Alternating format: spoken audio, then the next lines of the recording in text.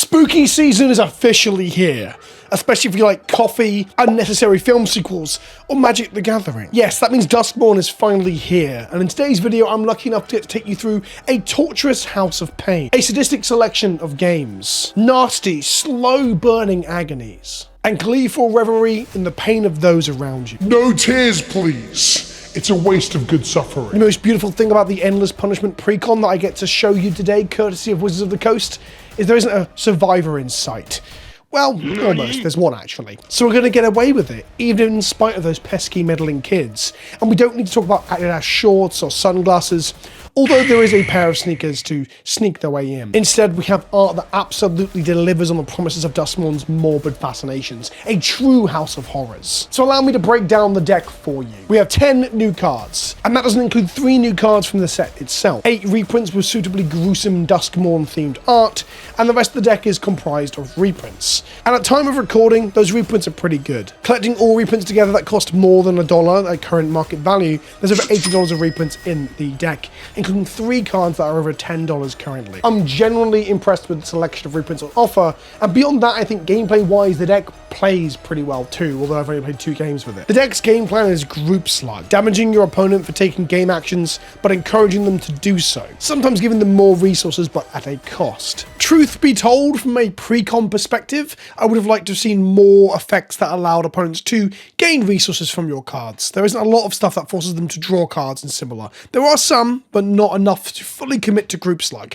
It makes the deck feel more aggressive and perhaps not the kind of deck your friends are going to enjoy you smashing them with. The deck does feel pretty nasty. I like that, but some people might not. That's the lowdown. We're going to go into each of the new cards now, and I'm going to show you the reprints and the schemes for Arch Enemy. If you're looking to pick up a single product or sealed product, including the pre-con discussed in this video, check out coolstuffinc.com, use the code Kenobi at checkout to get 5% off your order, and it helps to support the show.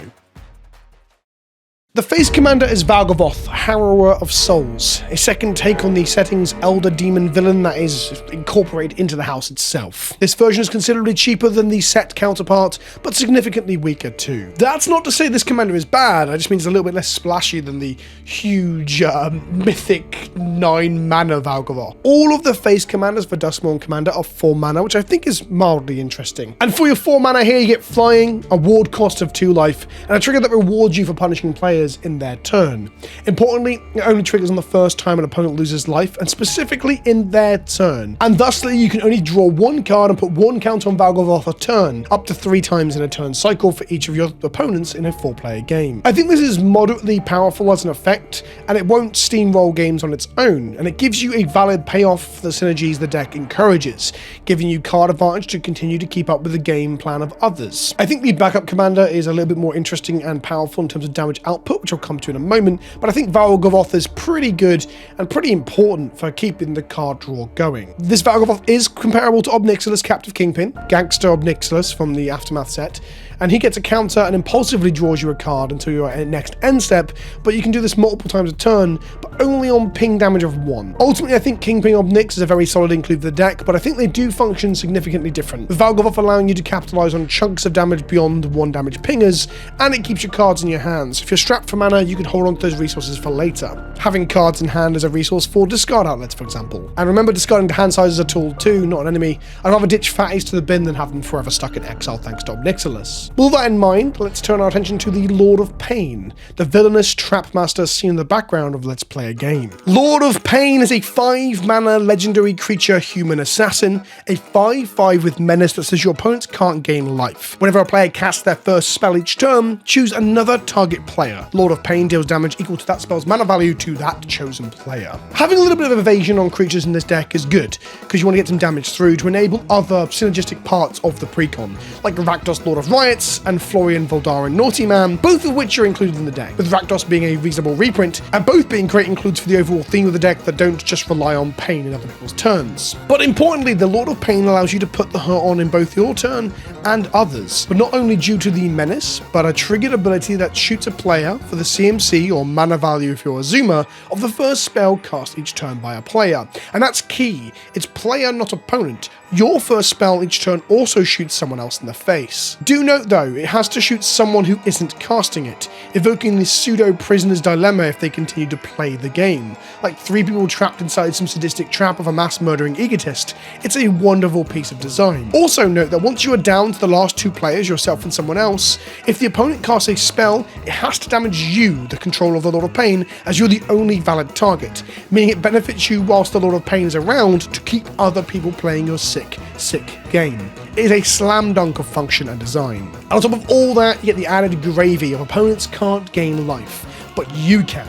Stick a Shadow Spear or Basilisk's Collar, which is included in the deck, on Lord of Pain, and you'll be gaining life every single turn when he triggers, giving you a wonderful buffer that isn't sure to upset the whole table and turn you into the arch enemy. This deck loves being the arch enemy. On that note, next up we have a slow burn in Persistent Constrictor. 5 mana, 5/3 zombie snake. At the beginning of each of your opponent's upkeeps, they lose 1 life, and you put a -1/-1 counter on up to 1 target creature that they control, and it has Persist. It is expensive, but it's recursive due to the Persist there as well, and it slowly, very slowly whittles down the opponent's board states by just shrinking creatures here and there. In reality, in this particular deck, it's there to ping opponents for 1 damage and set off all your payoffs, including your commander, to draw cards and grow. I like the design a lot in terms of the slow, snake-like constriction of your opponent's resources, a slow digestion of the people in the stomach of the beast that you can see in the art, and the -1/-1 synergies will make Hapatra players cream their little waffles. One of Gavin's hints in his video earlier this week, Sadistic Shell Game depicts this rather charming fellow playing an innocent game of cup game. It's got to be one of my favourite arts in the deck. Sadistic Shell Game is a 5 mana sorcery that says, starting with the next opponent in turn order, each opponent chooses a creature they don't control. Destroy the chosen creature. Everyone is forced to hurt one another through a choice of killing something, in many ways a thematically similar card to Council's Judgment, making people politic and argue, and leaving your opponents out of it for the most part. Of course, the difference between Shell Game and Judgment is that it only hits creatures, but unlike Judgment, there's none of this poetic white unanimous decision resulting in one thing getting exiled. Shell Game results in the player to your left having to pick to kill something that isn't yours, and that's going to upset someone else at the table, who then when it gets around to them is going to pick something else back, and basically it's a cascading effect of sadistic glee. Big fan of the smug flavor text as well. You can say this to your opponents as the first person picks one and the other player throws their hands up upset. You can say, "Oh, shame about your friends, want to see what's inside your cup?" as they pick something else.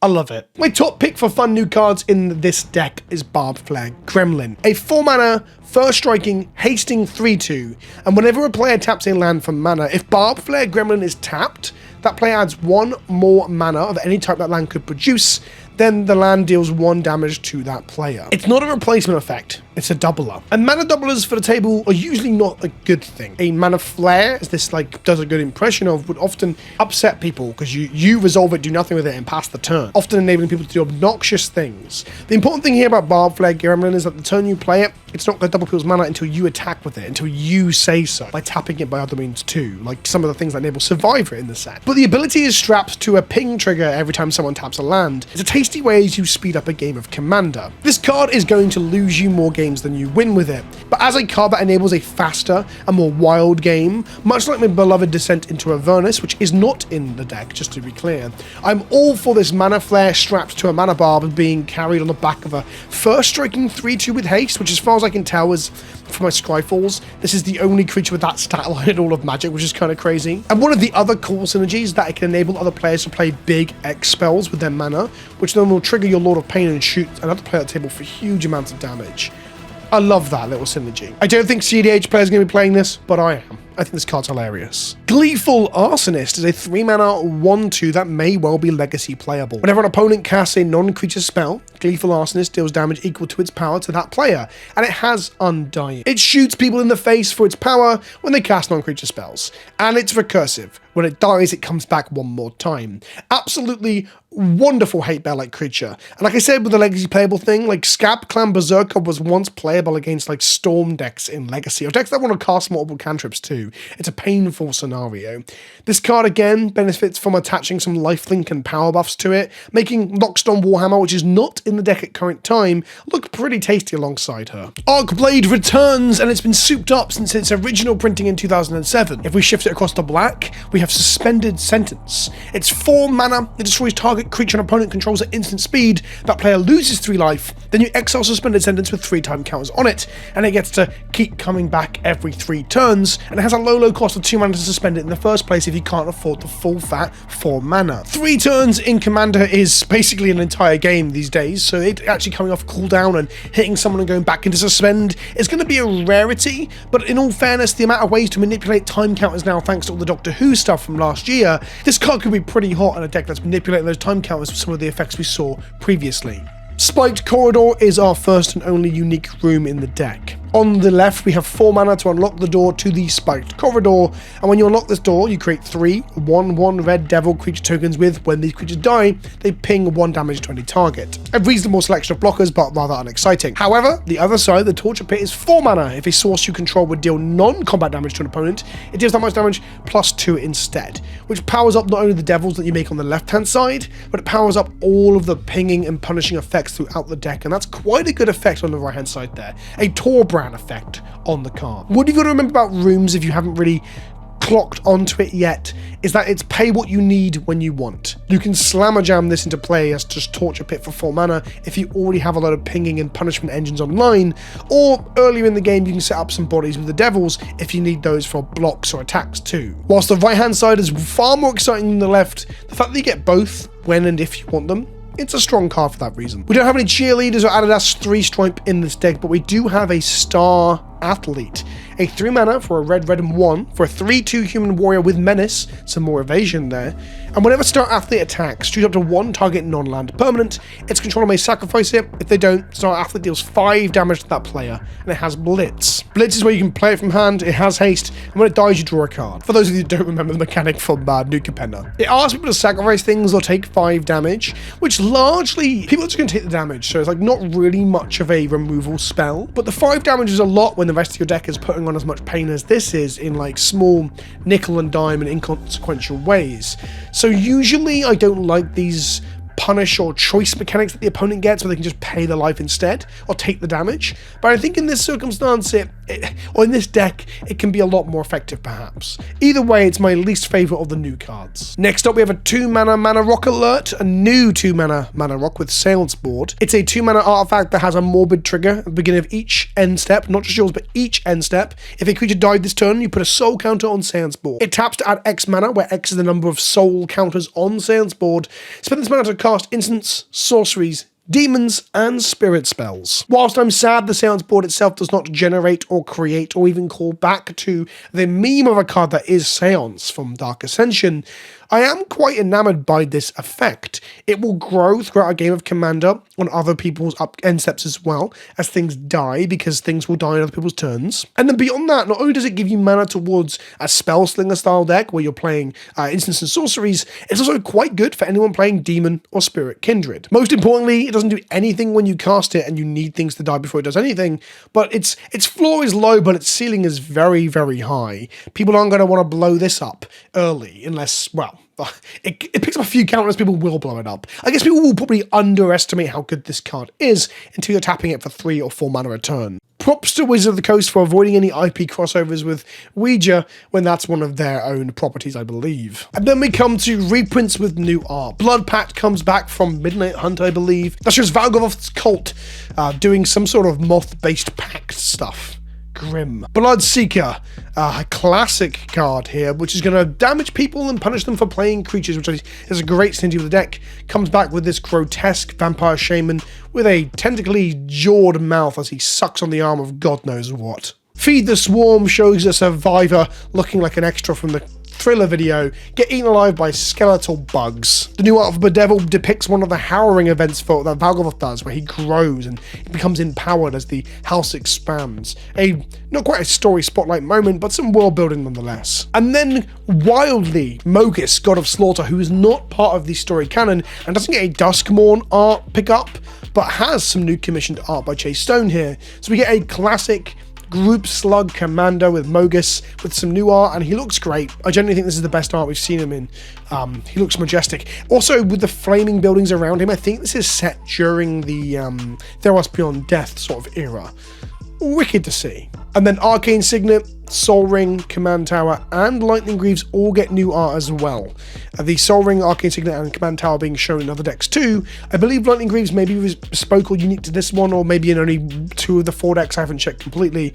But we get some Lightning Shoes, trainer things. I'm not super hot on this art, but it's new art for Lightning Greaves. From the set itself, we get Fear of Burning Alive. We get Grab the Prize, which is a cathartic reunion with upside, as it deals to damage to each opponent if you discard a land card, or don't discard a land card, should I say.